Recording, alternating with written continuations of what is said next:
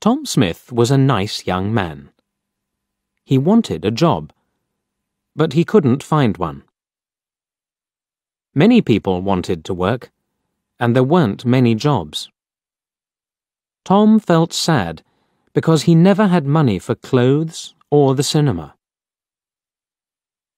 When he was younger, Tom wanted to be a footballer.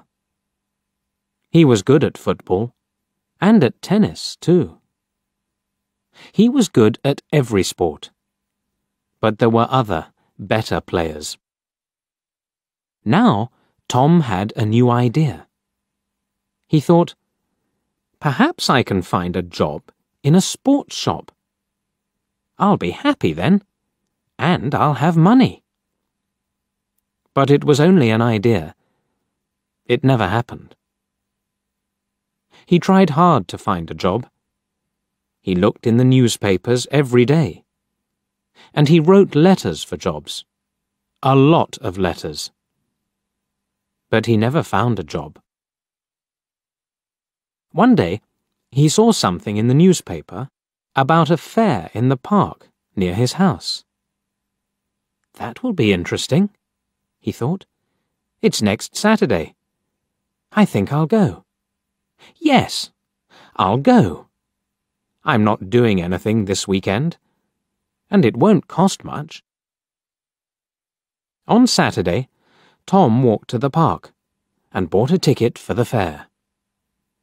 It was a warm summer day. The sky was blue, and the park was very pretty.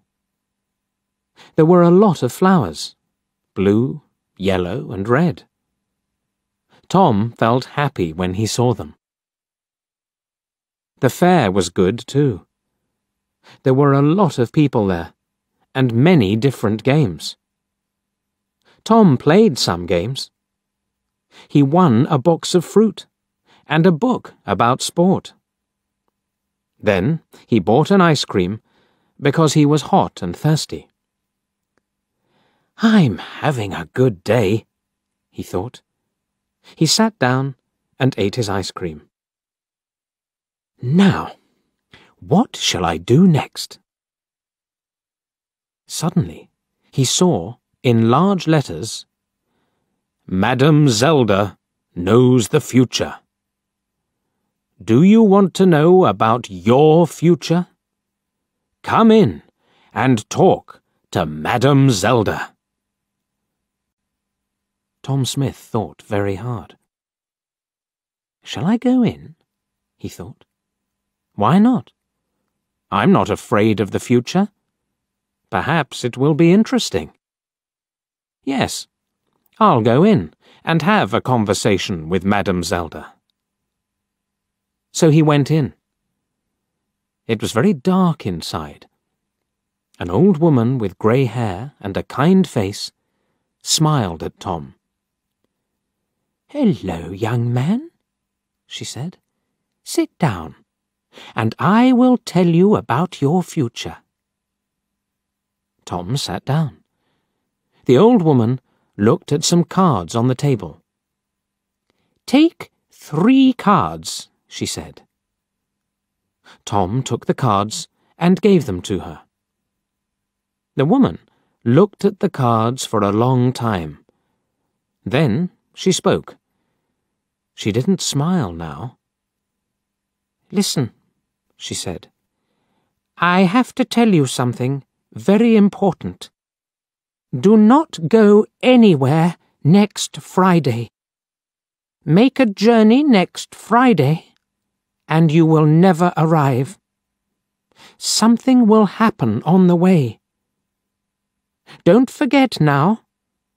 I can tell you nothing more. Be careful, young man. Tom left. The sun was very hot on his face. He had no more money, and he wanted to go home. I'm not afraid, he thought. I don't go on journeys. I won't go anywhere next Friday. Every day is the same to me. I haven't got a job, so I don't go anywhere. But on Thursday, Tom had a letter. It was an answer to one of his letters. There was a job in a town 30 kilometers away. It was in a sports shop. The boss wanted to meet Tom the next day. Tom felt very happy. I'll have to take a train there, he thought. I can't walk 30 kilometers.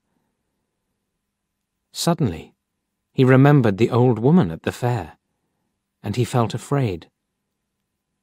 "Do not go anywhere next Friday," she told him. "But what can I do?" Tom thought sadly. "I can't lose this job. It's too important to me. I'll have to take the train tomorrow. And what can an old woman know about the future? Nothing." But he wasn't very happy about it, and he didn't sleep well that night. The next day was Friday, and Tom went to the station. He bought a ticket at the ticket office. The train arrived, and he climbed on it. An old man sat down next to Tom. His face was intelligent under his white hair. He had a bad leg, and Tom felt sorry for him. The train left the station and went through the country. A waiter came round with some food, and the old man bought a sandwich. Then he smiled at Tom and said, "Are you thirsty? I've got some tea with me. Would you like some?" He took out a cup and gave Tom some tea. He's a kind man, Tom thought. I really like him. He smiled at the old man and said, "Thank you. I'm Tom Smith. Are you going a long way?" But the old man couldn't answer.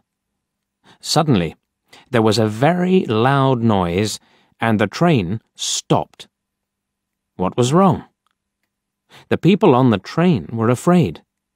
They all looked out of the windows, but they couldn't see anything. "Don't be afraid," Tom told his new friend. "I'll go and see. Perhaps it's an accident. Stay here and you'll be okay." The old man smiled. "Thank you, my young friend," he said. "I will stay here. My old legs are very weak." Tom found the guard. "What's wrong?" he asked him. "Why did we stop?" The guard looked at Tom unhappily. "There's a large tree in front of the train," he said. "We'll have to move it, but we can't do it quickly. So this is the end of the journey for you. You'll have to get off the train and walk." "Walk where?" Tom asked. The guard looked at a map. "There's a village near here. You can go there and perhaps find a restaurant or a cafe. I have to stay here with the train. I'm very sorry about your journey, but you'll get your money back." Tom thought, "The money isn't important. I really wanted that job." And he felt very sad. Tom didn't say anything about the job to the old man. He helped his friend off the train and carried his case to the village. "Thank you very much," the old man said to Tom. "I know that my case is heavy. There's a computer in it, and there are a lot of papers." Tom smiled. "It's all right," he said. But inside he was very sad. I was stupid, he thought. I didn't listen to the old woman. But she was right. I won't get that job now. The old man saw Tom's sad face and asked him, "What's wrong, my young friend?"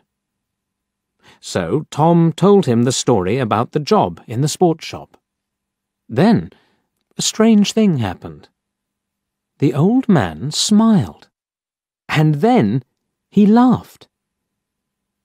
Why did he laugh? Tom didn't know, and he felt a little angry. The old man was his friend, but this was a bad day for Tom. It wasn't funny. Tom couldn't speak or smile. The old man saw this, and he stopped laughing. Then he said, "Listen to me, Tom, and don't be sad. I'm a rich man. I've got a lot of shops in different towns, and they're all sports shops. I want an intelligent young man to work in my new shop. It's also my biggest shop. Will you work for me? I think I know you now. You were very kind to me on the train. You're the right person for the job. What's your answer?" "This is wonderful," Tom said, with a happy smile. "This is the best day of my life. Not the worst."